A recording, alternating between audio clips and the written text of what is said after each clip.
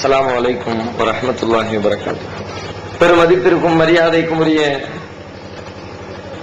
எல்லாம் வல்ல அல்லாஹ்வின் நல்லடியார்களே, இந்த நிகழ்ச்சியில் மறுமை வெற்றி யாருக்கு என்ற தலைப்பு எனக்கு வழங்கப்பட்டுள்ளது. அல்லாஹ்வையும் அவனது தூதர் நபிகள் நாயகம் ஸல்லல்லாஹு அலைஹி வஸல்லம் என்பவர்களையும் நம்பிக்கை கொண்டு வாழக்கூடிய இந்த இஸ்லாமிய சமுதாயம்,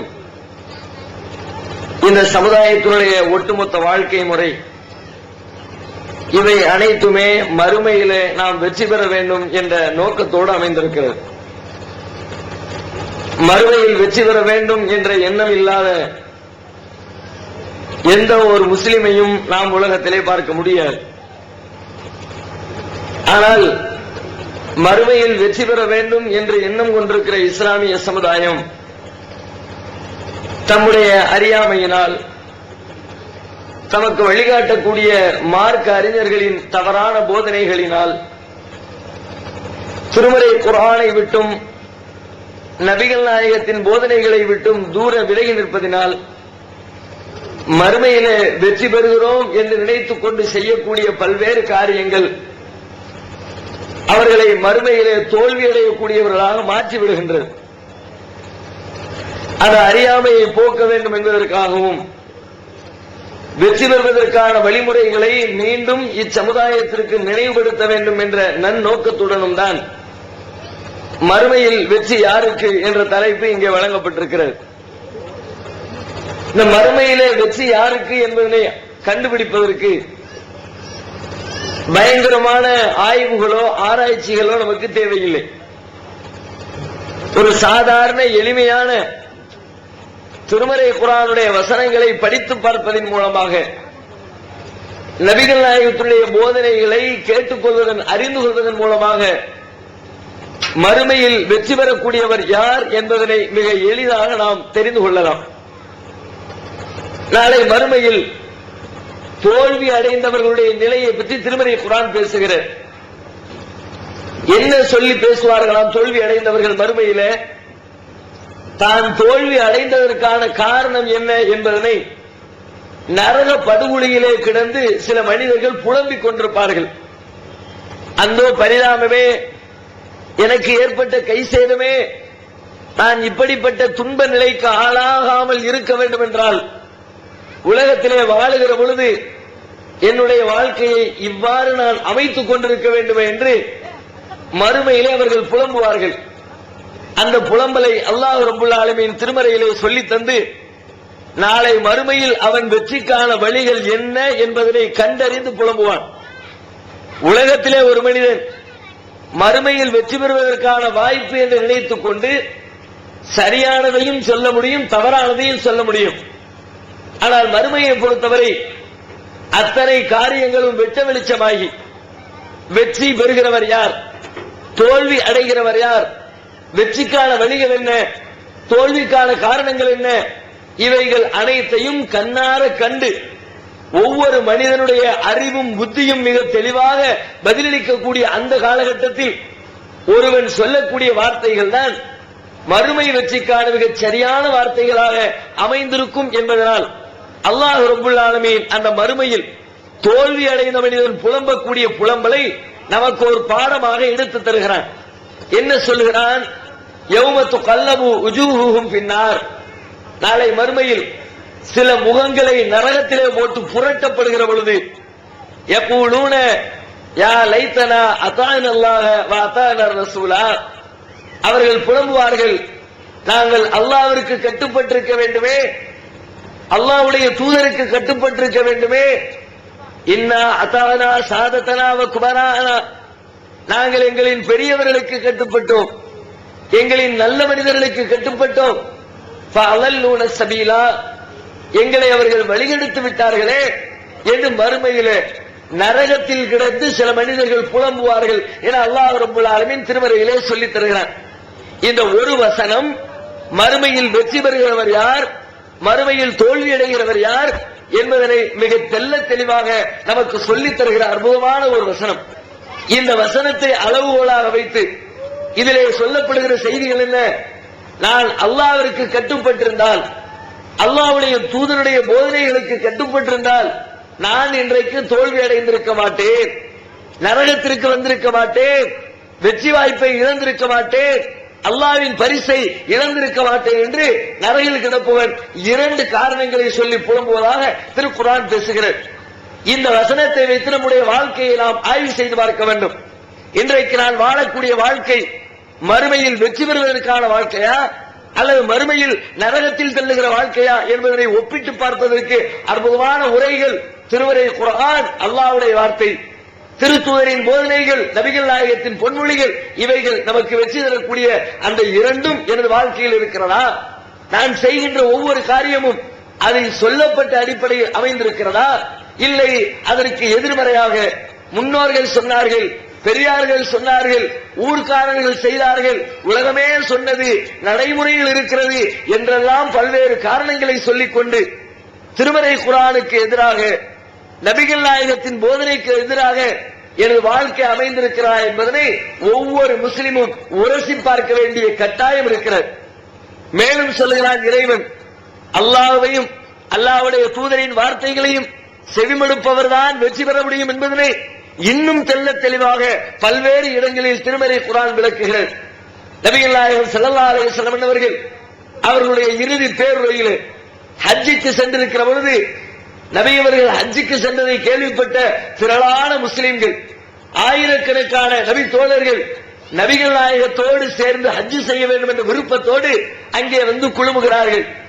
அரஃபா என்ற பெருந்திடல், ஆயிரக்கணக்கான மக்கள் குழுமி நிற்கிறார்கள்.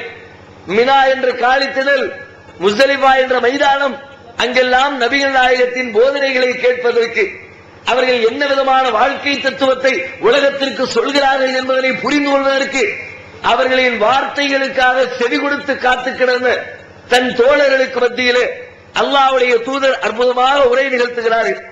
எப்படிப்பட்ட உரை?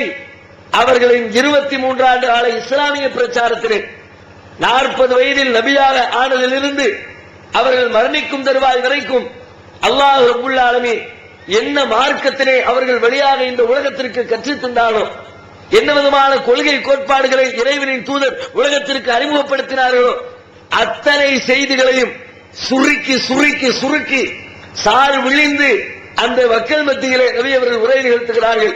நான் கொண்டு வந்த செய்தியின் சாராம்சம் இதுதான், இஸ்லாத்தினுடைய ஒட்டுமொத்த கருத்து கருவூலம் இதுதான், இதனை நீங்கள் புரிந்து ஆய்வு செய்து வாழ்க்கையிலே கடைபிடிங்கள் என்று சொல்லித் தந்த அல்லாஹ்வுடைய தூதர் அந்த நேரத்தில் உரை நிகழ்த்தி கொண்டிருக்கிற பொழுது அல்லாஹ்விடமிருந்து திருமறை குர்ஆனுடைய வசனம் இறங்குகிறது. அல் யௌம அக்மல்து லக்கும் தீனக்கும் வ அத்மம்து அலைக்கும் நிஅமதி வ ரலீது லக்குமுல் இஸ்லாம தீனா. இன்றைய தினம், இன்றோடு உங்களின் மார்க்கத்தை நான் பரிபூரணப்படுத்தி விட்டேன். அல்லாஹ் வசனம் இறக்குகிறான். வ அத்மம்து அலைக்கும் நிஅமதி, எனது அருளை உங்களுக்கு பூரணப்படுத்தி விட்டேன். வரலீது லக்குமுல் இஸ்லாம தீனா, இஸ்லாம் என்ற இதை உங்களின் வாழ்க்கை நெறியாக நான் அங்கீகரித்துக் கொண்டு இத்தோடு உங்களின் மார்க்கம் முடிவடைந்தது என்று அல்லாஹ் வசனம் இருக்கிறார். முடிவடைந்தது என்றால் என்ன பொருள்? முழுமையடைந்தது என்று சொன்னால் என்ன அர்த்தம்? சாதாரணமாக நம்முடைய புழக்க பாஷையில் ஒரு டம்ளர் காபி கொண்டு வருவார், 3/4 டம்ளர் தான் காபி இருக்கும். என்னப்பா இப்படி நிறைய கொண்டு வந்து குறைச்சு கொண்டாமோ, 3/4 டம்ளர் காபியை பார்த்துவிட்டு அவர் முழுமையா கொண்டு வந்து விட்டார் என்று சொல்லுவோம். ஆனால் அதற்குள்ளே காபியை ஊற்றுவதற்கு கொஞ்சம் காலி இடம் இருக்கும். நாம் நமது அறியாமையினால், நம்முடைய மறதியினால் குறைவாக இருக்கின்ற ஒன்றை முழுமையாக இருக்கிறது என்று கணித்து விடுவோம். நம்முடைய கணிப்பிலே தவறு ஏற்பட்டுவிடும். ஆனால் அல்லாஹ்வுடைய கணிப்பு, அல்லாஹ்வுடைய வார்த்தை, அல்லாஹ்வுடைய போதனை, அதிலே கொஞ்சம் கூட தவறிழைப்பதற்கான வாய்ப்புகள், வசதிகள் கிடையாது. அல்லாஹ் ஒன்றை முழுமை என்று சொன்னால், அல்லாஹ் ஒன்றை பூரணம் என்று சொன்னால், அந்த பூரணத்திலே புதிதாக ஒன்றை சேர்ப்பதற்கு யாருக்கும் வாய்ப்பு இருக்காது. அல்லாஹ் ஒரு டம்ளர்ல தண்ணி ஃபுல் ஆயிடுச்சு என்று சொன்னால், அந்த டம்ளர்ல ஒரு சொட்டு இல்ல, அந்த ஒரு சொட்டை 1 கோடி பங்கா வச்சு அதுல ஒரு பங்கு கூட அந்த டம்ளருக்குள் நுழைய இயலாது. அதுதான் அல்லாஹ்வுடைய வார்த்தைக்கும் மனிதர்களின் வார்த்தைக்கும் வித்தியாசம். அல்லாஹ் சொல்லுகிறான், மார்க்கம் பூரணமடைந்து விட்டது. மார்க்கம் என்றால் எது? மறுமையிலே நமக்கு எதுவெல்லாம் வெற்றி தரும் என்று இறைவனின் திருப்தியை பெற்று தரும் என்று, நரகத்திலிருந்து விடுதலை தரும் என்று விருப்பம் கொண்டு நமது வாழ்க்கையிலே நாம் செயல்படுத்துகிறோமோ அப்படிப்பட்ட அத்தனை காரியங்களையும் நான் பூரணப்படுத்திவிட்டேன். இதிலே சொல்லப்பட்டவைகள் மாத்திரம்தான் மறுமையில் வெற்றிக்கு வழிதரும். இந்த நபிகள் நாயகம் இதுவரைக்கும் காட்டிய போதனைகள் மட்டும்தான் மறுமையிலே உங்களுக்கு வெற்றியை பெற்று தரும். இதிலே இல்லாத ஏதேனும் ஒன்று உங்களுக்கு வெற்றியை தராது என திருமறை குர்ஆன் திட்டவட்டமாக அல்லாஹ் ரப்பல் ஆலமீன் சொல்லி தந்தான். இன்றைக்கு நாம் இந்த வசனத்தை நமது வாழ்க்கையிலே பொருத்தி பார்க்க வேண்டும். என்னுடைய வாழ்க்கையில் அல்லாஹ் அந்த வசனத்தை இறக்கி வைத்தானே அந்த நாளுக்கு முன்னால், அதுக்கு பிறகு இஸ்லாம் இல்லை, அதுக்கு பிறகு வெற்றிக்கு வழி இல்லை, அத்தோடு வெற்றி முடிந்து விட்டது. அந்த தினத்திற்கு முன்பு நபிகள் நாயகம் வாழுகிற காலத்தில் எதுவெல்லாம் சொல்லப்பட்டிருக்கிறதோ அந்த அடிப்படையில் எனது வாழ்க்கை அமைந்திருக்கிறதா? நான் செய்யக்கூடிய ஒவ்வொரு காரியமும் அதில் உள்ள அடிப்படையில் நான் செயல்படுத்துகிறேனா அல்லது அதற்கு பின்னால் உருவானவையா? நபிகள் நாயகத்தின் மரணத்திற்கு பின்பு அல்லாஹ் இந்த மார்க்கத்தை பூரணப்படுத்தியதற்கு பிறகு புதிதாக உருவாக்கப்பட்ட காரியத்தை நான் செயல்படுத்திக் கொண்டிருக்கிறேனா என்று நபிகள் நாயகத்தின் போதனைகளோடு திருமறை குர்ஆனின் வசனங்களோடு எனது வாழ்க்கையை ஒப்பிட்டு பார்த்து மறுமையின் வெற்றியின் பாதையில் நான் நடைபோடுகிறேனா அல்லது தோல்வியை நோக்கி எனது பயணம் அமைந்திருக்கிறதா என்பதனை ஒவ்வொரு முஸ்லீமும் தனது வாழ்க்கையை பரிசோதனை செய்து கொள்ள வேண்டிய கட்டாயத்தில் கொண்டிருக்கிறோம். மேலும் விளக்குகிறார்கள், அல்லாஹ்வுடைய தூதர் மறுமை வெற்றிக்கான வழிமுறைகளை, சுவனம் செல்வதற்கான பாதைகளை ஒரு கிளிப்பிள்ளைக்கு விளக்கி சொல்வதை போன்று, பாடம் படித்து தருவதை போன்று நம்மவர்களுக்கு மீண்டும் மீண்டும் விளக்குகிறார்கள். ஒரு தடவை சொல்கிறார்கள், தஃபர்ரகத் பனு இஸ்ராயீல், எனக்கு முன்பார்ந்த பனு இஸ்ரவேல் சமுதாயம் அவர்கள் 72 கூட்டங்களாக பிரிந்தார்கள். எனக்கு முன்பு வந்த பனு இஸ்ரவேல் சமுதாயம் தங்களுடைய சமுதாயத்தை 72 கூட்டங்களாக பிளவுபடுத்திக் கொண்டார்கள். என்னுடைய சமுதாயமும் அவ்வாறு பிளவுபடும், அவ்வாறு உடைபடும், அவ்வாறு சிதறமடையும். எத்தனை துண்டுகளாக உடையும் தெரியுமா? 73 துண்டுகளாக. அவர்கள் 72 என்றால் அவர்களை விட ஒருபடி தாண்டி சென்று 73 துண்டுகளாக என் சமுதாயம் உடையும், பிரியும். அதிலே ஒரே ஒரு சமுதாயம், ஒரே ஒரு பிரிவு மாத்திரம் தான் சுவனம் செல்லும். இல்லா மில்லத்தம் வாஹிதா, ஒரு சமுதாயம், ஒரு பிரிவை தவிர மற்ற 72 பிரிவுகளும் நரகத்தை சென்றடையும் என்று அல்லாஹ்வுடைய தூதர் சொல்கிறார்கள். சொல்லிவிட்டு விளக்கம் தருகிறார்கள். அந்த ஒரு பிரிவு எப்படிப்பட்ட பிரிவு? சஹாபாக்கள் கேட்கிறார்கள், அல்லாஹ்வுடைய தூதரே, நாங்கள் அந்த ஒரு பிரிவில் இருக்கணும், வெற்றி பெறக்கூடிய பிரிவில், சுவனம் செல்லுகிற பிரிவில் எங்களின் வாழ்க்கை அமைந்திருக்க வேண்டும். அதற்கான இலக்கணங்கள் என்ன, அதற்கான வழிமுறைகள் என்ன, அதற்கான செயல் திட்டங்கள் என்ன, எங்களுக்கு சொல்லித் தாருங்கள் என நபித்தோழர்கள் நபிகள் நாயகம் அவர்களிடத்திலே கேட்கிறார்கள். நபி அவர்கள் பதிலளிக்கிறார்கள், மா அன அலைஹில் யௌம வ அஸ்ஹாபி, இன்றைய தினம் நானும் எனது தோழர்களும் எதன் மீது இருக்கிறோமோ அதன் மீது இருப்பவர்கள். நபிகள் நாயகம் வாழுகிற காலத்தில் நபி அவர்களும் நபி தோழர்களும் எப்படிப்பட்ட வாழ்க்கை முறையை வாழ்ந்து கொண்டிருந்தார்களோ அப்படிப்பட்ட வாழ்க்கையை யார் தனது வாழ்க்கையிலே கையில் எடுக்கிறாரோ, யார் அதை போன்று வாழ்கிறாரோ, நபிகள் நாயகம் வாழுகிற காலத்தில் தான். ரசூலுல்லாஹ்வுக்கு பிறகு சஹாபாக்கள் செஞ்சு அதுக்கு பிறகு இஸ்லாம் இல்ல.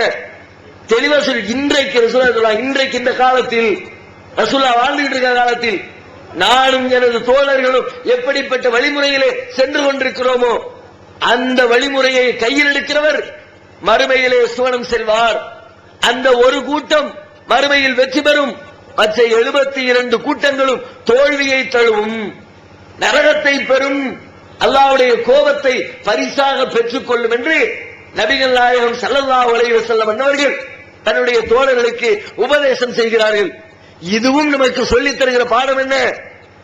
இந்த முதலில் சொல்லப்பட்ட மறுமையில் புலம்புகிற புலம்பலும் சரி, அதே போன்று அல்லாஹ் இறக்கி வைத்த பரிபூர்ணப்படுத்திவிட்ட என்ற வசனமும் சரி, நபிகள் நாயகம் சொன்ன 73 பிரிவுகள் என்ற இந்த ஹதீஸும் சரி, அத்தனையும் சொல்லக்கூடிய செய்தி ஒரே ஒரு செய்தி. டிஎன்டிஜே வீடியோ விஷன் வழங்கும் புதிய வெளியீடுகள் சகோதரர் பிஜே ஆற்றிய உரைகள், தொழ அனுமதிக்கப்பட்ட மஸ்ஜிதுகளும் தடை செய்யப்பட்ட மஸ்ஜிதுகளும், தௌஹீத் ஜமாத் சந்தித்த விவாதங்கள், டிஎன்டிஜே ஏற்படுத்திய ஒற்றுமை, சுன்னத் வல் ஜமாத் யார், பிரிவினைகள் ஏன், அன்பான அழைப்பு, சகோதரர் அல்தாஃபி ஆற்றிய உரைகள், சுயநலமும் விளம்பர மோகமும், விமர்சனங்களுக்கு அஞ்ச மாட்டோம், சத்திய பிரச்சாரமும் சந்திக்கும் இடையூறுகளும், மாநபி வலியா மதுகபு வலியா, முகரம் மதத்தின் பெயரால் சகோதரர் எம்ஐ சுலைமான் ஆற்றிய உரைகள், குர்பானி மற்றும் தொழுகையின் சட்டங்கள், சீரழிக்கும் சின்னத்திரை, தடைகளை தகர்த்தெறிந்த இஸ்லாம், பயனளிக்காத உறவுகள், நல்ல நண்பர்களா தீய நண்பர்களா மற்றும் வெள்ளி மேடைகள், இஸ்லாம் ஒரு இனிய மார்க்கம், மேலூர், பெரியபாளையம், பாண்டிச்சேரி, கடையநல்லூர், இஸ்லாம் ஒரு எளிய மார்க்கம், கடிதம் கேள்வி பதில் மற்றும் கானத்தூர், மதுரை, RS மங்கலம். ஒரு சிடியின் விலை ரூபாய் 20 மட்டுமே. தொண்டியில் நடைபெற்ற விவாதம் 2 டிவிடிகளின் விலை ரூபாய் 60 மட்டுமே. கிடைக்கும் இடம் டிஎன்டிஜே வீடியோ விஷன், நம்பர் 30, அரண்மனைக்கரம் தெரு, மண்ணடி, சென்னை 1. Phone number 25215226. மறுமையில் வெற்றி ஒரே ஒருவருக்கு தான். திருமறை குர்ஆனை பின்பற்றியவருக்கு, திருத்தூதரின் போதனைகளை நடைமுறைப்படுத்தியவருக்கு, இந்த 2ஐ விட்டுவிட்டு வேறொன்றை தேர்ந்தெடுத்தவருக்கு, 2இல் இல்லாத ஒன்றை புதிதாக ஏற்படுத்தியவருக்கு, 2ம் காட்டித்தராத ஒரு காரியத்தை கையில் எடுத்தவருக்கு மறுமையில் வெற்றி இல்லை, அவர் தோல்வியைத்தான் தழுவுவார் என்பதனை இந்த திருமறை குர்ஆனும் நபிகள் நாயகத்தின் போதனைகளும் நமக்கு அழகாக படம் பிடித்து காட்டுகிறது.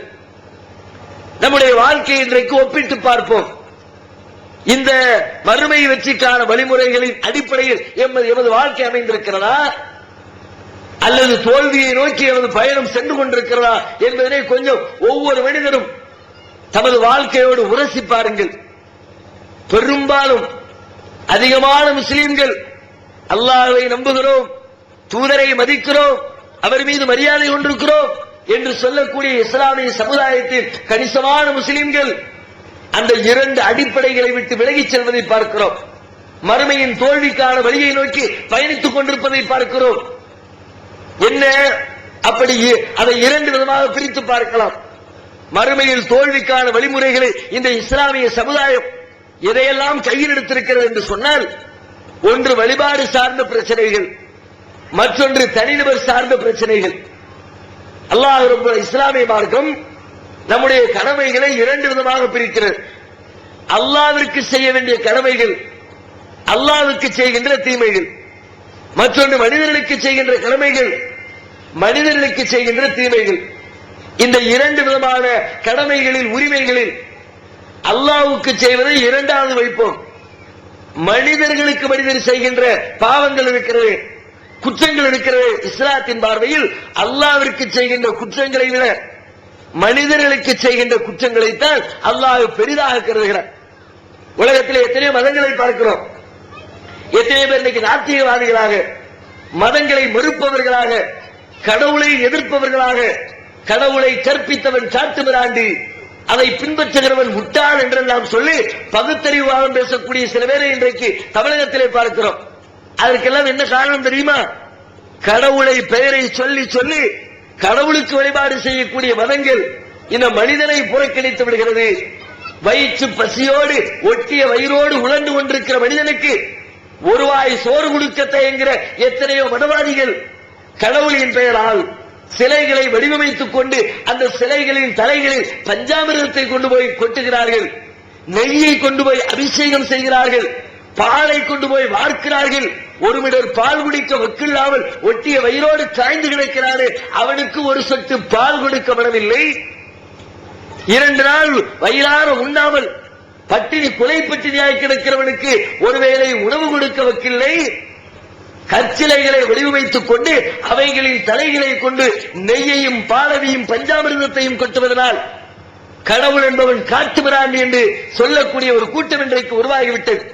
ஆனால் இஸ்லாம் சொல்லுகிறது, கடவுளின் பெயரால் முதலில் மனிதனை கவனி. கடவுளின் பெயரால் கடவுளுக்கு வழிபாடு செய்கிறேன் என்று உலகத்தை மறந்து விடாது, அருகில் இருக்கிற மனிதர்களை மறந்து விடாது, அக்கம் பக்கத்து உறவுகளை மறந்து விடாது, அவர்களுக்கு செய்கின்ற கடமைகளை மறந்து விடாது.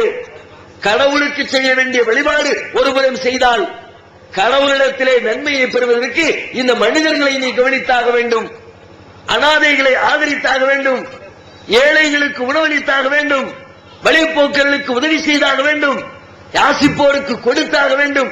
பிற மனிதனை பார்க்காமல் அவனுக்கு உதவாமல் அவனிடத்திலே நன்முறையில் நடக்காமல் நீ மறுமையில் இறைவனிடத்தில் வெற்றியை பெற்றுக் கொள்ள முடியாது என்று மிக தெளிவாக சொல்லுகிற மார்க்கம் இஸ்லாமிய மார்க்கம். அப்படி அதை ஆணித்தனமாக சொல்லக்கூடியது திருமறை குர்ஆன், நபிகள் நாயகத்தின் போதனை. இன்றைக்கு அந்த போதனை நம்முடைய முஸ்லிம் சமுதாயத்தின் வாழ்க்கை முறையில் தவிர்க்க முடியாத இடத்தை பெற்றிருக்கிறதா? சொல்லுங்கள் பார்க்கலாம். உலகத்தை அனுபவிப்பதற்காக, பொருளீட்டுவதற்காக எத்தனையோ விதமான வழிமுறைகளை கையாளுகிறோம். வியாபாரம் செய்கிறோம், விவசாயம் செய்கிறோம், இன்னொரு கொடுக்கல் வாங்கலில் ஈடுபடுகிறோம், காசு பணத்தை சம்பாதிக்கிறோம். சம்பாதியுங்கள், மார்க்கம் தடுக்கவில்லை.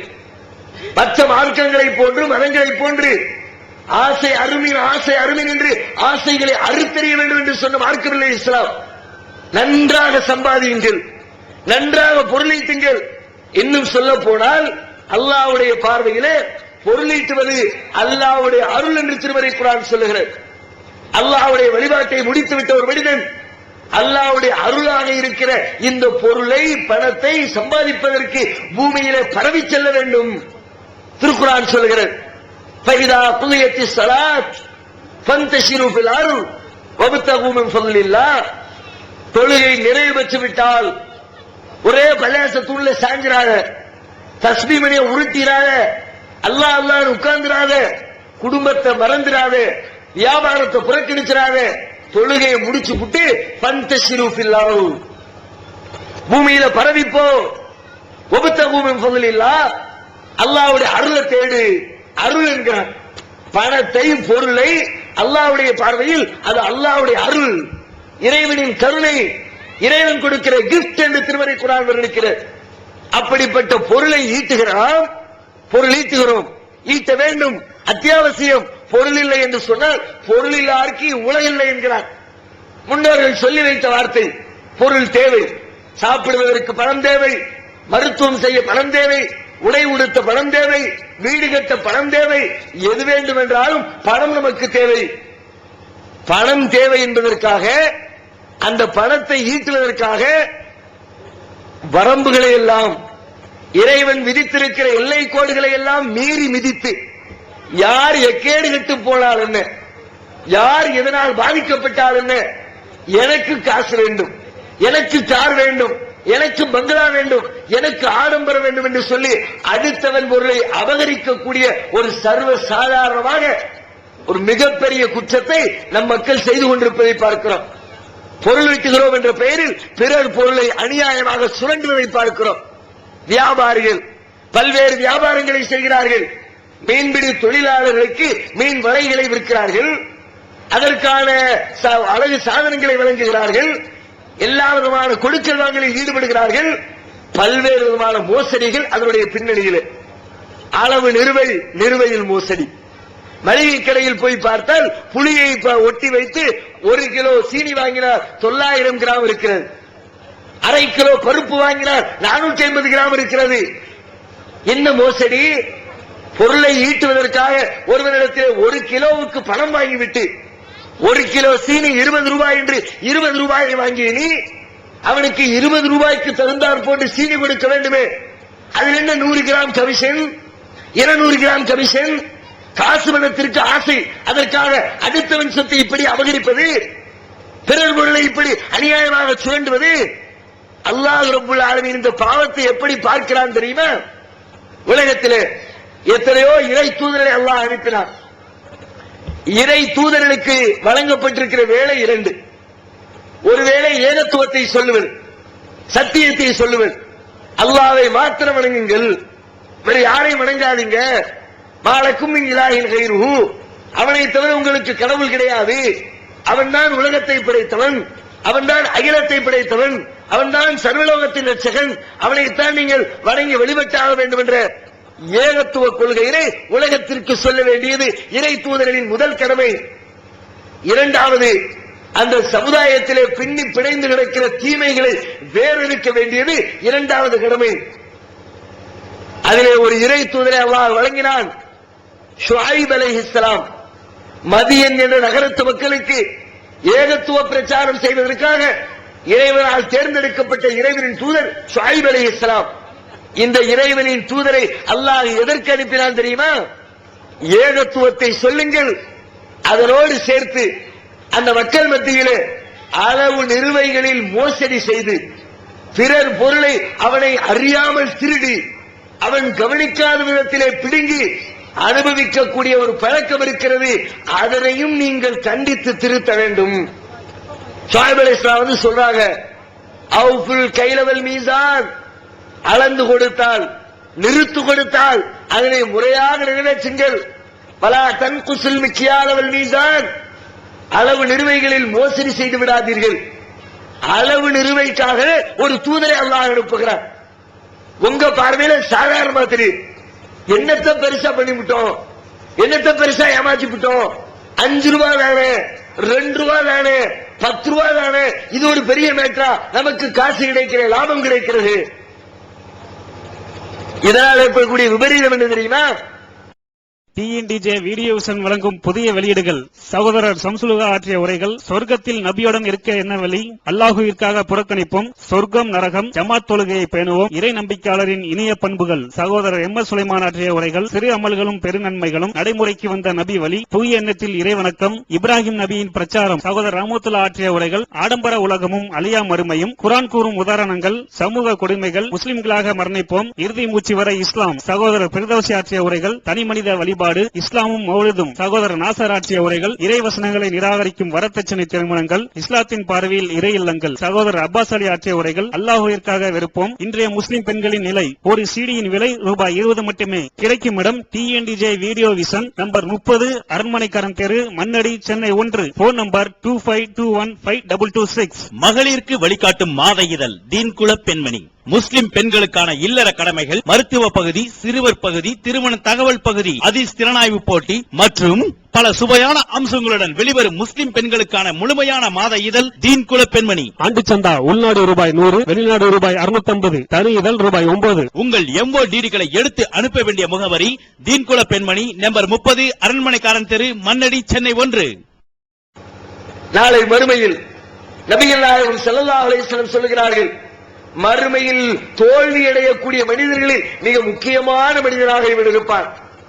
பிறர் பொருளை சுரண்டியவன், பிறருக்கு தெரியாமல், அவருடைய அனுமதி இல்லாமல் அவருடைய காசு பணத்தை அபகரித்தவன், அவருடைய பொருளாதாரத்தை சுரண்டியவன், அல்லாஹ்விற்கு வழிபாடு செய்து நன்மைகளை மூட்டை மூட்டையாக தூக்கி கொண்டு வருவான்.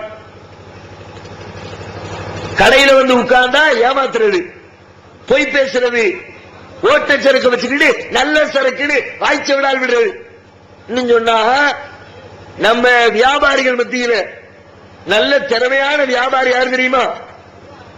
ஓட்ட சரக்க, ஒண்ணுமில்லாத சரக்க வரக்கூடிய கஸ்டமர் தலையில வச்சு ஒருத்தன் கட்டிவிட்டான்னா அவன் பயங்கரமான பிசினஸ் கில்லாடின்றான், அவன் பயங்கரமான வியாபாரிப்பான்.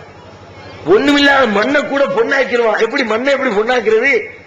மண்ணை கூட அடுத்தவனை ஏமாத்துற மாதிரி, வசியம் என்ற மாதிரி வார்த்தைகளை சொல்லி அவன் தலையில் கட்டி அவன் மீது மசாலா அரைத்து அவன் காசை பறித்து விடுவான். வியாபாரம் என்று சொன்னாலே பொய்யும் புரட்டும் இன்றைக்கு நிறைந்து போயிருக்கிறது. வியாபாரத்திலே பொய் பேசி சம்பாதித்தாய், புறம் பேசி சம்பாதித்தாய், இல்லாத ஒன்றை இருப்பதாக சொல்லி சம்பாதித்தாய், வெளியிலே ஒன்றை காட்டிவிட்டு உள்ளுக்குள்ளே வேறொன்றை மறைத்துக் கொடுத்தாய். எத்தனை பார்க்கிறோம்? பிளாட்ஃபார்ம்ல போய் ஒரு திராட்சைப்பழ கடையில நிம்மதியா 1/2 கிலோ திராட்சைப்பழம் வாங்க முடியல. தின்னு பாக்குறதுக்கு ஒரு திராட்சைப்பழத்தை தர்றாரு, வாயில போட்டு பார்த்தா டேஸ்டா இருக்குது. 1/2 கிலோ போடுங்க, வாங்கிட்டு வீட்டு நம்ம கண்ணுக்கு முன்னாடி நிற்கிறார். நல்ல படி தாழுது, சரக்கு தாழுது, நல்ல வெயிட்டா போடுறாரு, கண்ணுக்கு முன்னாடி முடிகிறாரு, தூக்கி தர்றாரு. வீட்டுல கொண்டு போய் ஓபன் பண்ணி தின்னு பார்த்தா இருக்கிற பழம் பூரா அப்படி புளிக்குது. நல்லா இருந்துச்சு, எப்படி இப்படி புளிக்குது? அழுவி போயிருக்குது. நல்ல பழத்தை தூக்கி போட்டாரு, பார்த்தா உள்ளுக்குள்ள டெக்னிக். இவ்வளவு நேரம் திராட்சை பழத்தை முன்னாடி அடுக்கி வச்சுக்க வேண்டியது. இங்க ஏற்கனவே ஒரு 1/2 கிலோ பொட்டணம் போட்டு அழுவின திராட்சை, இத்து போன திராட்சை, புளிப்பான திராட்சை, ஒரு பொட்டணம் ரெடியா இருக்கு. அங்கே கண்களுக்கு முன்னே நிறுத்த அந்த திராட்சை பழம் இங்க வச்சு முடிய வேண்டியது. முடிச்சு அப்படி தூக்கி தரும்போது பக்கத்தில் இருக்க பாக்கெட்டை தூக்கி தந்துட வேண்டியது. நாம நினைச்சுக்குவோம் நமக்கு இடம் போட்டு திராட்சை பழத்தை தூக்கி தந்திருக்கிறார்னு. ஆனால் வீட்டில் போய் திறந்து பார்த்தால், தின்று பார்த்தால், நமக்கு கண்களுக்கு முன்னர் காட்டிய திராட்சை ஒன்று, நமது கரத்திலே கொடுத்த திராட்சை வேறொன்று. இப்படி வியாபாரத்தில் மோசடி பண்ணிவிட்டு கல்யாணத்துல போய் பார்த்தா 5 நேரம் தொழுற. நீ தொழுது என்ன புண்ணியம்? கரெக்டா நோன்பு வைக்கிறார், எவ்வளவு இபாதத்து செய்யறாரு, பெரிய தஸ்மீ மணி. பல பேரை கடையில் பார்ப்போம், கல்லாப்பட்டியில உமா நீளத்துக்கு தஸ்மீ மணி வச்சு உருட்டிக்கிட்டே உட்கார்ந்துருப்பார். அதுலயும் ஃபேமஸ் லேட்டஸ்ட் கொஞ்ச நாளைக்கு முந்தி ஸ்ரீலங்கால இருந்து டொக்கு டொக்கு டொக்கு அடிக்கிற ஒரு மிஷின் ஒண்ணு. சுபான்லாம் சுபான்லாம் அது அடிச்சாரு. என்ன எதுக்கு பாரு அடிக்கிறீங்க? தஸ்மீ மணியில 100 மணி தான் இருக்கு, இது 1000 தஸ்மீ செய்யலாம், 2000 தஸ்மீ செய்யலாம். அதுக்கு தான் இந்த டொக்கு டொக்குன்னு அடிக்கிற மிஷின் வாங்கி வச்சிருக்கேன். அடிச்சுக்கிட்டு நன்மைகளை சேர்த்து வைக்கிறீங்களே. நன்மைகளை செய்து செய்து செய்து மூட்டை மூட்டையாக உங்கள் தலைகளில் தூக்கி கொண்டு வருவீர்கள். மறுமையிலே கொண்டு வந்து நிற்பீர்கள். உங்களுக்கு எதிராக ஒருத்தர் எந்திப்பான், யா அல்லாஹ் உலகத்தில் இது மாதிரி என்னை ஏமாத்தி விட்டா, பொருளாதார மோசடி பண்ணி விட்டாரு, 10 ரூபா சாமான 15 ரூபாய் வாங்கி விட்டாரு, நல்ல சாமான சொல்லி ஓட்ட சாமான கொடுத்து விட்டாரு. அல்லாஹ் ஒவ்வொன்றையா விசாரணைக்கு எடுப்பார். அங்கே எது பேசும்? உலகத்தில் 50 ரூபாய் பாதிக்கப்பட்டால் திரும்ப 50 ரூபாய் கொடுத்துடலாம். மறுமையில் காசு பணம் செல்லாதே. திர்கத்துக்கு மதிப்பில்லை, தீனாருக்கு மதிப்பில்லை, ரியாலுக்கு மதிப்பில்லை, யூரோவுக்கு மதிப்பில்லை, ரூபாய்க்கு மதிப்பில்லை, காசுக்கு மதிப்பில்லை. உலகத்திலே நீங்கள் செய்த நல்லறங்கள் மாத்திரம் மதிப்பு பெறக்கூடிய அந்த நாள். யாரும் எதுவும் செய்ய முடியாத ஒவ்வொரு மனிதனும் தன்னந்தனியாக இறைவனின் முன்னிலையில் வந்து நிற்கிற நாள். நாளை எந்திப்பார், யாரெல்லாம் என்ன ஏமாத்தி விட்டான். எவ்வளவு ஏமாத்திரம்? 10 ரூபாயா? 10 ரூபாய்க்கு தகுந்த மாதிரி ஒரு 10 நாள் தொழுகை எடுத்து கையில கொடுப்போம், வச்சுக்க, தொழுகை போயிடும். இன்னொருத்த எந்திப்பான், எனக்கு சரக்கு ஏமாத்தி விட்டு உள்ளவனை வச்சுட்டு வெளியவனை கொடுத்து விட்டாரு. எவ்வளவு கொடுத்தாரு? 1/2 கிலோவா? இந்த அப்படி 5 நாள் நோம்பு வச்சுக்க. கொடுத்து கொடுத்து கொடுத்து கொடுத்து கடைசியில தலை நிறைய நன்மைகளை சுமந்து வந்த மனிதன் நன்மைகள் அனைத்தையும் இழந்து, அப்ப இழந்து ஒன்னும் கையில ஒரு நன்மை இல்லை. அப்போ ஒரு தேந்திப்பா, எனக்கு 10 ரூபாய் ஏமாத்திட்டான். நன்மையில என்ன பண்றது? அவன் தப்பு செஞ்சிருப்பானே, அவன் விபச்சாரம் பண்ணிருப்பானே, ஏமாற்றப்பட்டவன், அவன் பொய் பேசியிருப்பானே, அவன் தலையில் இருக்கக்கூடிய தீமைகளை தூக்கி இவன் தலையில் அவன் தூக்கி வைப்பான். அவன் இருந்து வாங்கி தரதுக்கு நன்மை இல்லை. இந்த நீ வச்சிருக்க தீமை அவன்கிட்ட கொடு.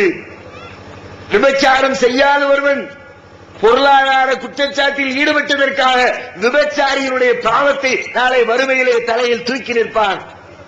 நீ தொழுத தொழுகை உனக்கு பிரயோஜனம் தராது, நீங்கள் வைத்த நோன்பு உங்களுக்கு பயனளிக்காது, நீங்கள் செய்த ஹஜ் உங்களுக்கு நன்மை தராது, நீங்கள் செய்யாத பல்வேறு தீமைகள் உங்கள் தலையிலே தூக்கி வைக்கப்படுமே. வேண்டுமா? வறுமையில் இது வெற்றி தருமா?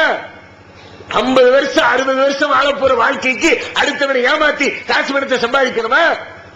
லஞ்சம் வாங்கி பொய் பேசி புரட்டு பேசி நபிகள் நாயகம் சொன்னார்கள், அலா லா யஹில்லு மால் உம்ரின் இல்லா பிதீபி நஃப்ஸின் மின்ஹு. மனிதர்களை அறிந்து கொள்ளுங்கள், ஒருவருடைய பொருள் அவருடைய மன திருப்தியை கொண்டே தவிர உங்களுக்கு ஹலால் இல்லை. அடுத்தவன் காசு உனக்கு எப்ப ஹலால்? அவன் மனசார தரணும், விரும்பி தரணும், தெரிஞ்சு தரணும், இவருக்கு இதை தருகிறேன் என்று புரிஞ்சு தரணும். அப்பதான் அது ஹலாலு. தெரியாம எடுக்காத, விரும்பாம எடுக்காத, மன கஷ்டத்தோடு பிடுங்காத. காசு பண விஷயத்துல ரசூலுல்லாஹ் இன்னும் சொன்னாங்க, உங்களிடத்திலே ஷைத்தானை குறித்து நான் பயப்படவில்லை, வறுமையை குறித்து நான் அஞ்சவில்லை. லல் ஃபக்ர அக்ஸா அலைக்கும்.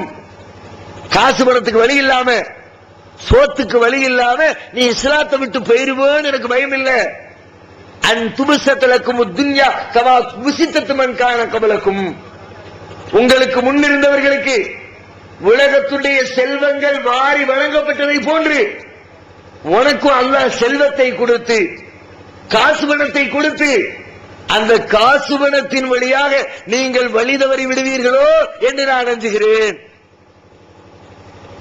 ஏழ்மையா இருக்கிறவருக்கு நல்லா இருக்கிறார், பள்ளிவாசலே கதியில் கிடைக்கிறாரு, அல்லாஹ் தொழுகிறாரு, பள்ளிவாசலை கூட்டி சுத்தம் பண்றாரு, பாங்கு சொல்றாரு, தொழுக வைக்கிறாரு, நன்மைகளுக்கு ஓடி வர்றாரு.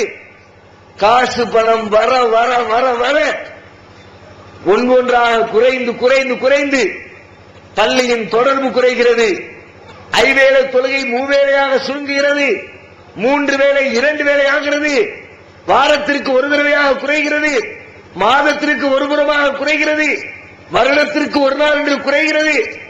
ஏன்பா வரலன்னு கேட்டா ரொம்ப டைட்டு, ரொம்ப பிஸியா இருக்குது, நேரம் கிடைக்கல.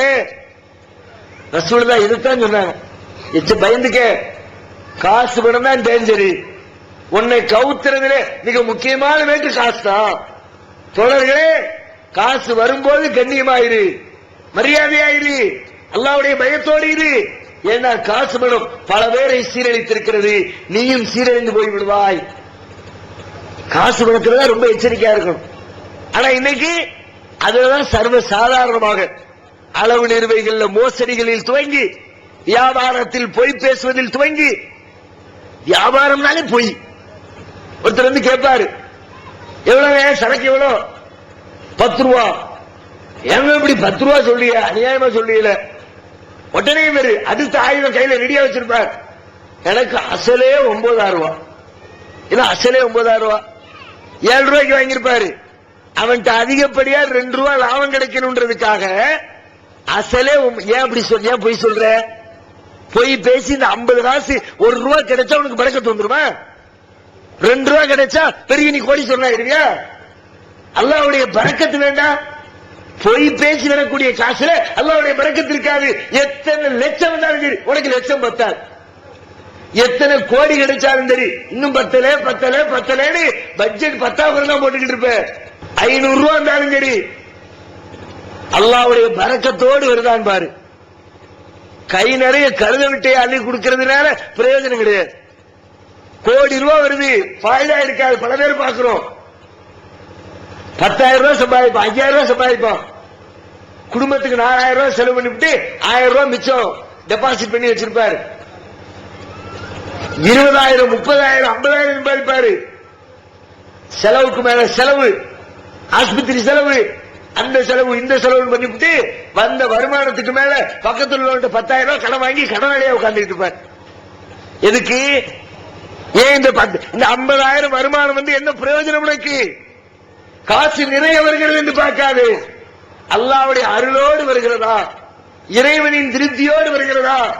50 ரூபாய் வந்தாலும் நம்முடைய தேவைகளை பூர்த்தி செய்ய போதுமானதாக வருகிறதா என்று நீங்கள் கவனிக்க வேண்டுமே தவிர லட்சம் வேண்டும் கோடி வேண்டும் என்று கணக்கு போடாதீர்கள். அல்லாஹ்வுடைய பரக்கத்தோடு 5 ரூபாய் கிடைத்தாலும் பயனுள்ளதாக இருக்கும். உணர்வு முஸ்லிம் சமுதாயத்தின் நம்பர் 1 தமிழ் வார இதழ். உறங்கிக் கிடந்த முஸ்லிம்களின் உணர்வுகளை தட்டி எழுப்புவதில் 13 ஆண்டு கால வரலாற்று சாதனை படைத்த ஒரே இதழ் உணர்வு. செய்திகளில் நடுநிலைமை, விமர்சனங்களில் நேர்மை, சமுதாய செய்திகளுக்கு முன்னுரிமை, இஸ்லாத்தின் எதிரிகளை அடையாளம் காட்டுதல், அரசியல் ஆன்மீகம் பற்றிய கேள்விகளுக்கு ஆணித்தரமான பதில்கள், ஆய்வு கட்டுரைகள், பல சுவையான அம்சங்களுடன் வெளிவரும் உணர்வின் வாசக சமுத்திரத்தில் நீங்களும் சங்கமமாகுங்கள். ஆண்டு சந்தா உள்நாடு ரூபாய் 400, வெளிநாடு ரூபாய் 2300, தனி இதழ் ரூபாய் 8. உங்கள் டிராப்ட்களை Muslim media trust number 7 Vadamaraikkar street 2nd floor Mannady Chennai 1 என்ற முகவரிக்கு அனுப்பி வையுங்கள். Email unarvu@readofmail.com. நபி ஸல்லல்லாஹு அலைஹி வஸல்லம் இந்த காசு பண மோசடி இருக்கிற அளவு மோசடி, அடுத்த காசு அபகரிக்கிறது, சுருட்டுறது, ரசூலுல்லாஹ் இதை எந்த அளவுக்கு இருக்கிறாங்கன்னா, இஸ்லாத்துல கடன் வாங்குறது மார்க்கத்தில் ஒரு பெரிய பாரதூரமான குற்றம் இல்லை. ஆனா இன்னைக்கு என்ன நடக்குது? கடன் வாங்கும் போது கெஞ்சு கூத்தாடி அழுது வேற வழி இல்லைன்னு கேட்க வேண்டியது. கடன் வாங்கினதுக்கு பிறகு கடன் கொடுத்த உட்காந்து அழ வேண்டியது. தந்திருப்பா, கஷ்டமா இருக்குது, வேற வழி இல்ல, பொண்டாட்டி பிள்ளை தேவைப்படுது, ஆஸ்பத்திரியில் சேர்த்திருக்கேன். கடனை வாங்கும் போது இப்படி அழுதிய, வாங்கின கடனை கொடுக்க வேண்டாம், அந்த நினப்பு வேண்டாம் உனக்கு? மார்க்கத்தில் அனுமதிக்கப்பட்ட ஒரு காரியத்தை ஒருத்தர் செய்யறார், கடன் வாங்குறார். வாங்கின கடனை திரும்ப செலுத்தாம மரணிச்சிடுறார். ஒரு குற்றம் செய்யல, பெருசா பாவம் செய்யல, அபகரிக்கல, கொள்ளையடிக்கல, ஏமாற்றல, திருடல, அல்லாஹ் அனுமதித்த ஒன்ன செஞ்சாரு. அதை நிறைவேற்றுறதுக்கு முந்தைய மரணம் அடைஞ்சிட்டார். இத ரசூலுல்லாஹ் எவ்வளவு கோபத்தோடு பார்க்கிறார்கள் தெரியுமா? அவர்களிடத்திலே ஒரு ஜனாசா கொண்டு வரப்படுகிறது. அப்ப ரசூல் ஸல்லல்லாஹு அலைஹி வஸல்லம் கேட்கிறாங்க, இவர் ஏதாவது கடன் வாங்கி இருக்கிறாரா? அவன் வாங்கி இருக்கிறாரு. அதை அடைக்கிறதுக்கு ஏதாவது சொத்து பத்து விட்டுட்டு போயிருக்கிறாரா? இல்ல, ஒண்ணுமே இல்ல. அப்ப உடனே ரசூலுல்லாஹ் சொல்றாங்க, நான் தொலை வைக்க மாட்டேன் இருக்கு, உங்க சகோதரருக்கு நீங்களே தொலை வச்சுக்கோங்க. ஏன் ரசூலுல்லாஹ் அப்படி சொல்றாங்க? நாளை மறுமையில் இவர் கடனாளியாக போய் நின்றால் அல்லாஹ்விடத்திலே ஒரு பெரும் குற்றவாளியாக கருதப்படுவார். அதனால நம்ம இப்படி கோபப்பட்டால் யாராவது ஒருத்தர் முன்வந்து இவர் கடன் அடைச்சிட மாட்டாங்களா? உடனே ஒரு சாமி வருவார், யார சொல்லலாம், அவர் கடன் நான் கொடுத்துறேன், நீங்க தொழுகை நடத்துங்க, அவருக்காண்டி துவா செய்யுங்க. கடன் வாங்கிவிட்டு வாங்கிய கடனை திரும்ப செலுத்தாமல் ஒருவர் மரணம் அடைந்து விட்டால் அவருக்கு பிரார்த்தனை செய்யக்கூடிய நான் முன்வர மாட்டேன் என நபிகள் நாயகம் சொன்னார்கள் என்றால், கடனுக்கே இத்தனை கடுமையாக இவ்வளவு பயங்கரமாக அல்லாஹ்வுடைய தூதர் நடந்து கொண்டார்கள் என்று சொன்னால், ஏமாற்றினால், திருடினால், அளவு நிர்வாகிகளில் மோசடி செய்தால், பொய் பேசினால், கொள்ளையடித்தால், பிறர் பொருளை அபகரித்தால் அதனுடைய விளைவு எப்படி பாரதூரமாக அமைந்திருக்கும் என்பதனை ஒவ்வொரு முஸ்லிமும் உணர்ந்து கொள்ள வேண்டும். மறுமையில் வெற்றி பெற வேண்டும் என்ற ஆசை உங்களுக்கு இருந்தால், மறுமையிலே சுவர்க்கம் பெற வேண்டும் என்ற விருப்பம் உங்களுக்கு இருந்தால் திருந்துங்கள், அல்லாஹ்விடத்தில் மன்னிப்பு கேளுங்கள். யார் யாருக்கெல்லாம் நீங்கள் மோசடி செய்தீர்களோ, யார் பொருளை எல்லாம் அவருடைய அனுமதி இல்லாமல் சுரண்டினீர்களோ அவங்களிடத்தில் போய் மன்னிப்பு கேளுங்க. உலகத்தில் இருக்கும் போது அவங்க இடத்துல மன்னிப்பு கேட்டுதான் பிரச்சனை இல்லை. மறுமையில அது கம்ப்ளைண்டாக வந்தால் உங்களால் பதில் சொல்ல முடியாது. அதற்கு உங்களுடைய நன்மைகளை வாரிக் கொடுத்து நீங்கள் செய்த நல்லறங்கள் உங்களுக்கு புண்ணியம் தராது. ஒருவன் அவன் கஷ்டப்பட்டு உழைச்சால் அது அவனுக்கு பயன் தரணும்.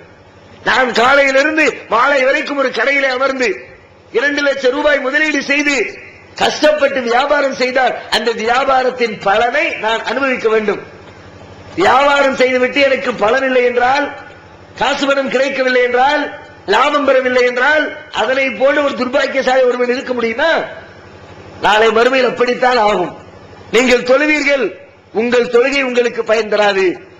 யார்கிட்ட நீங்க மோசடி பண்ணினீங்களோ அவர் பயனடைவார். நீங்கள் நோன்பு வைப்பீர்கள், உங்கள் நோன்பு உங்களுக்கு பயன் தராது. யார் காசை கொள்ளையடித்தீர்களோ அவர் அந்த நன்மையை பெறுவார். நீங்கள் ஹஜ்ஜி செய்வீர்கள், அந்த ஹஜ்ஜிக்கான பலனை நீங்கள் அடைந்து கொள்ள மாட்டீர்கள், வேறு யாரோ அதை அனுபவித்துக் கொண்டிருப்பார். அவற்றையெல்லாம் கவனித்துக் கொண்டு மறுமையில் வெற்றி பெற வேண்டும் என்று விருப்பமுடைய ஒவ்வொரு மனிதனும் ஒவ்வொரு முஸ்லிமும் இன்றைக்கே திருந்தி அல்லாஹ்விடத்தில் மன்னிப்பு கேட்டு சம்பந்தப்பட்டவரிடத்தில் அதற்கான பரிகாரத்தை பெற்று தன்னை திருத்திக் கொண்டால்தான் மறுமையில் வெற்றி என்பதனை புரிந்து கொள்ள வேண்டும். அதே போன்று வழிபாடுகள் ரீதியாக மனிதனுக்கு செய்கிற கடமைகள் உள்ள தீமைகள் இது. அல்லாஹ்வுக்கு செய்கிற தீமைகள், அல்லாஹ்வுடைய வழிபாட்டில் செய்யக்கூடிய தீமைகள். இன்றைக்கு நம்முடைய சமுதாயம் நபிகள் நாயகத்தையும் அவர்கள் கொண்டு வந்த திருமறை குர்ஆனை மாத்திரம் பின்பற்றி வெற்றி பெற வேண்டிய முஸ்லிம்கள், நாங்கள் வெற்றி பெறுவதற்கு இன்னும் வேறு பல வழிகள் இருக்கிறது என்று பல்வேறு வழிகளை உருவாக்கி வைத்திருப்பதை பார்க்கிறோம். அல்லாஹ் திருமறையில் சொல்கிறான், எனது போதனை, எனது தூதரின் வழிமுறை 2 மாத்திரம்தான் உங்கள் மறுமை வெற்றிக்கு வழி என்று திருமறை குர்ஆன் சொல்லுகிறது. ஆனால் இன்றைக்கு முஸ்லிம் சமுதாயம் இல்லை இல்லை, எங்களுடைய முன்னோர்களுடைய வழிமுறை இதோ எங்களின் கையில் இருக்கிறது, அதுவும் எங்களுக்கு வெற்றியை தரும். மதுஹபுகள் என்ற பெயரால் ஒருவர் மறுமையில் வெற்றிக்காக தொழுகிறார். மார்க்கத்திலே வழிபாட்டிலே ரொம்ப முக்கியமான வழிபாடு எது? தொழுகை. சகோதரர் கூட சொல்லி கேட்கிறார், மறுமையில கேட்கப்படுற கேள்விகள்லயே முதல் கேள்வி தொழுகையை பற்றி. நபிகள் நாயகம் சொன்னாங்களே, இன்ன அவ்வளமாயு ஆசபு பிஹில் அப்து யௌமல் கியாமத்தி அஸ்ஸலா. மறுமையில் கேட்கப்படுகிற கேள்விகளில் முதல் கேள்வி தொழுகை. அந்த தொழுகையில் வெற்றி பெற்றார் மற்ற அனைத்திலும் வெற்றி. முதலிலே தோல்வி அடைந்தார், அனைத்திலும் தோல்வி என்றார்களே. தொழுவதற்கு நபிகள் நாயகம் ஒரு வழிமுறையை சொல்லித் தருகிறார்கள். ஆனால் இன்றைக்கு முஸ்லிம் சமுதாயம் என்ன வழிமுறையை கையில் வைத்திருக்கிறது? எங்களுடைய இமாம் இப்படி சொல்லித் தந்தார், அல்லாஹ்வுடைய தூதர் இவ்வாறு தொலை சொன்னார்கள் என்று நாம் சொன்னால், நம் சமுதாயம் சொல்கிறது, இல்ல இல்ல நான் ஹனஃபி மதுஹப் இப்படித்தான் தொழுவேன். நான் ஷாஃபி மதுஹப் நான் இப்படித்தான் சொல்லுவேன், நான் ஹம்பலி மதுஹப் எங்க இமாம் இப்படித்தான் சொன்னாங்க நான் இப்படித்தான் சொல்லுவேன், நான் மாலிகி மதுஹப் ஏன் இமாம் இப்படித்தான் சொன்னாரு நான் இப்படித்தான் சொல்லுவேன். உரசி பாருங்கள் தோழர்களே, இந்த மதுஹப்கள் இந்த இமாம்களின் பெயரால் உருவாக்கி வைக்கப்பட்டிருக்கிற மதுஹப்கள் மறுமையில் வெற்றி தருமா? அல்லாஹ் சொன்னானே, இன்றையோடு உங்க மார்க்கத்தை பூர்ணப்படுத்திட்டு அல்லாஹ் சொன்னானே, அந்த தினத்திற்குள்ள இந்த மதுஹப் இருந்துச்சா? ரசூலுல்லாஹ் வாழும்போது நானும் என் தோழர்களும் எந்த வழிமுறையில் இருந்தோமோ அந்த வழிமுறையினர் மாத்திரம்தான் சுவனம் செல்வார்கள் என்று சொன்னார்களே, அந்த வழிமுறையில் ஹனபி மதுஹப் உண்டா, ஷாஃபி மதுஹப் உண்டா, ஹம்பலி மதுஹப் உண்டா, மாலிகி மதுஹப் உண்டா? எங்கிருந்து கண்டுபிடித்தீர்கள் இந்த மதுஹப்களை?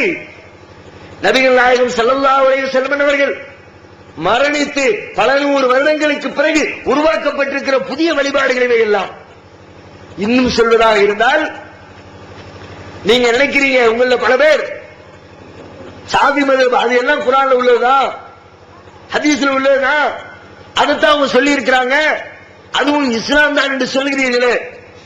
ஷாஃபி மதுஹபுக்கும் ஷாஃபி இமாமுக்கும் எந்த சம்பந்தமும் இல்லை. அதை நீங்க புரிஞ்சுக்கிட்டீங்கன்னா அதை ஃபாலோ பண்ண மாட்டீங்க.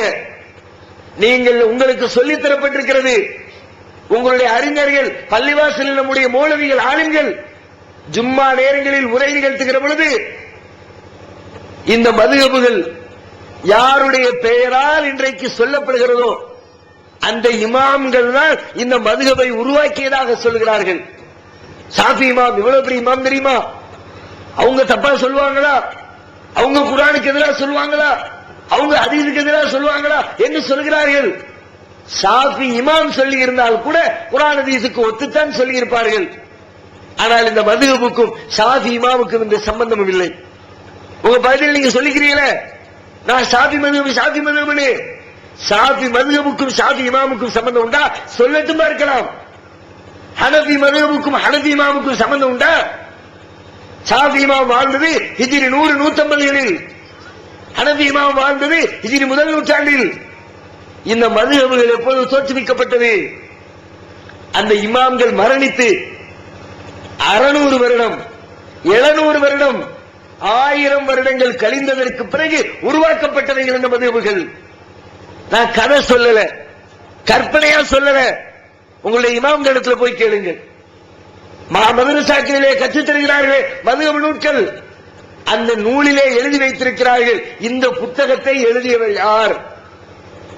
மதரசால நாங்களும் அந்த மதரசால படிச்சவங்க தான். ஹனபி மதுஹப் நூலை படிச்சவன் நானு.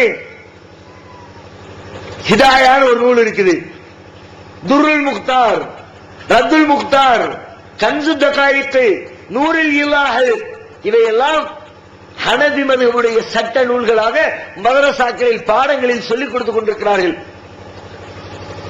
அதுல எந்த புத்தகமாவது ஹனபி இமாம் எழுதுற புத்தகம் இருக்குதா? நூரில் இல்லாஹ் ஹனபி இமாம் எழுதுற போய் கேளுங்க. ஹனபி மதுஹபுக்கு ஒரு சட்டம் சொல்றீங்க, ஹனபி இமாம் எழுதுனதான சொல்லுவது. நூரில் இல்லாஹ் ஹனபி இமாம் எழுதுனதா? கன்சு தகாயிக் ஹனபி இமாம் எழுதுனதா? ஹிதாயா ஹனபி இமாம் எழுதுனதா? ஷரதுக்காய ஹனபி இமாம் எழுதினதா? துர்ருல் முக்தார் ஹனபி இமாம் எழுதினதா? ரத்துல் முக்தார் ஹனபி இமாம் எழுதினது? எது ஹனபி இமாம் எழுதினது? ஹனபி இமாமுக்கும் அபூ ஹனீஃபா அவர்களுக்கும் இன்றைக்கு நடைமுறையில் பின்பற்றுகிற மதுஹபுகளுக்கும் எந்த சம்பந்தமும் இல்லை. அவங்க என்ன சொன்னாங்க தெரியுமா? இதா சஹல் ஹதீஸு ஃபஹுவ மதுஹபி, ஆதாரபூர்வமான நபிமொழிகள் கிடைத்தால் அதுதான் என் மதுஹப்னு சொன்னாங்க. எது அவங்களுடைய மதுஹப்? நபிகள் நாயகம் இதைத்தான் செய்தார்கள் என்று திட்டவட்டமாக உங்களுக்கு சொல்லப்பட்டால் அது ஹனபி மதுஹப், அது ஷாஃபி மதுஹப், அது ஹம்பலி மதுஹப், அது மாலிகி மதுஹப். ஆனால் இங்க மதுஹப்கள் என்ற பெயரால் சொல்லப்பட்டிருக்கிற எதுவும் இமாம்கள் சொன்னதில்லை. இமாம்களுக்கும் அதற்கும் சம்பந்தம் இல்லை. ஒருவர் ஹனபி இமாம் சொன்னதான் நாங்க ஃபாலோ பண்றோம் என்றால் எப்படி சொல்லணும்? இந்த பாரு ஹனபி இமாம் எழுதி வச்ச புத்தகத்தை பாரு, அவர் தான் சொல்லி காட்டு அப்படின்னா ஏத்துக்கலாம். அல்லது ஹனபி இமாம் பேசின பேச்ச போட்டு காட்டி இந்த பாரு ஹனபி இமாம் பேசியிருக்கிறாரு சொல்லலாம். அல்லது ஹனபி இமாம் பாடம் படிச்ச அவருடைய மாணவர்கள் எங்க உஸ்தாத் இப்படித்தான் சொல்லி தந்தாங்கன்னு சொன்னா அதை நம்பலாம். 1000 வருஷத்துக்கு பின்னாடி ஒருத்தர் வந்து உட்கார்ந்துகிட்டு அந்த இமாம்களுக்கு இருக்கிற நற்பெயரை பயன்படுத்தி கொண்டு இஸ்லாத்தை அழிக்க நினைத்த சில கயவர்கள், இஸ்லாத்திற்குள் தங்கள் கைவரிசைகளை நுழைக்க நினைத்த சில தீயவர்கள் குர்ஆன்ல கை வைக்க முடியல, ஹதீஸ்ல கை வைக்க முடியல. பெரியார்கள் இருக்கிறார்கள், இமாம்கள் இருக்கிறார்கள், அவர்களுடைய பெயரால் இஸ்லாத்திற்குள் புகுந்து விடுவோம். அப்படி வந்ததுதான் இந்த மதுஹபு. மதுஹபுகளுக்கும் இமாம்களுக்கும் சம்பந்தம் இல்லை. நல்ல மனிதர்கள். அந்த இமாம நீங்க ஃபாலோ பண்ணினா கூட, அவங்க எழுதி வச்சதை நீங்க பின்பற்றினால் கூட குர்ஆன் ஹதீஸுக்கு ஒத்ததை சொல்லி இருப்பார்கள், நபிமொழிக்கு இசைவானதை சொல்லி இருப்பார்கள். ஆனால் இங்க சொல்லப்பட்டிருக்க ஏதாவது குர்ஆன் ஹதீஸுக்கு ஒத்திருக்கிறதா? மதுஹபுன்னு சொல்லிட்டு செய்றீங்களே. சாஃபி இமாம், உங்க பதில சாஃபி மதம் ஜாஸ்தியா இருக்கிறீங்க. நான் உதாரணத்துக்கு சாஃபி மதம் சொல்றேன். மதரசாவில பாடத்துல சொல்லிக் கொடுக்காங்க. ஹனபி இமாமை பொறுத்த வரைக்கும் அவர்கள் எழுதிய ஒரு நூல் கூட இன்றைக்கு உலகத்தில் இல்லை. மதரசால போய் கேளுங்க, ஆளுங்கள்ட்ட கேளுங்க, அவங்களே இல்லைன்னு சொல்லிவிடுவாங்க. சரி, சாஃபி இமாம் இருக்கிறாங்களே, அவங்க எழுதின புக்கு இருக்காங்க, இருக்குது. சாஃபி மதம் அவர்கள் தங்கள் வாழுகிற காலத்தில் பல நூல்களை எழுதியிருக்கிறார்கள். அந்த நூல்கள் இன்றைக்கும் மதரசாக்கள் இருக்கிறது. ஆனா படிச்சு கொடுக்கிறாங்களா? படிச்சு கொடுக்கிற என்ன தெரியுமா? சாஃபி இமாம் எழுதின புக்கு பூரா அப்படியே லைப்ரரியில இருக்கும், அடுக்கி வச்சிருப்பாங்க. படிச்சு கொடுக்கிறது கேரளாவில் ஒரு 300 வருஷத்துக்கு முந்தைய எழுதின புத்தகத்தை படிச்சு கொடுப்பாங்க. ஈகத்துவம் ஓரிரை கொள்கையை விளக்கும் ஒப்பற்ற மாத இதழ் PJ, MA சுலைமான், ஷம்சுல்லுஹா, சைஃபுல்லா ஹாஜா, இன்னும் பல சிறந்த அறிஞர்களின் கருத்து கருவூலங்கள், இன்னும் பல சிறந்த அம்சங்களுடன் வெளிவரும் ஏகத்துவம் இதழை படித்து உங்கள் மார்க்க அறிவை வளர்த்துக் கொள்ளுங்கள். ஆண்டு சந்தா உள்நாடு ரூபாய் 100, வெளிநாடு ரூபாய் 650, தனி இதழ் ரூபாய் 9. உங்கள் டிராப்ட்களை ஏகத்துவம், இலக்கம் 30, அரண்மனைக்காரன் தெரு, மண்ணடி, சென்னை 1 என்ற முகவரிக்கு அனுப்பி வையுங்கள்.